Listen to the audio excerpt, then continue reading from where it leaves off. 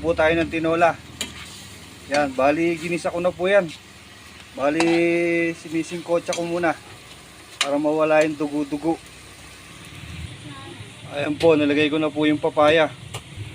Lalagyan ko na po ng tubig. Ayan. Lalagyan ko na sabaw. Kukuha po tayo ng daon ng sili.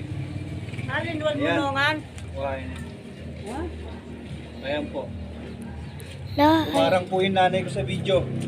Ayun mo. Alin, no? Po yung daon. Ayan. Dito lang po yan sa tabi-tabi namin. Daon ng sili yan. Ano yung mga talong. Tsaka, ayan. Namubunga na po yung talong.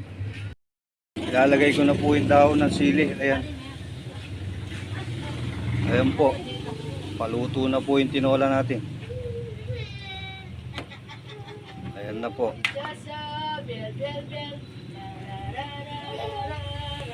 Ayan po, luto na po yung tinola.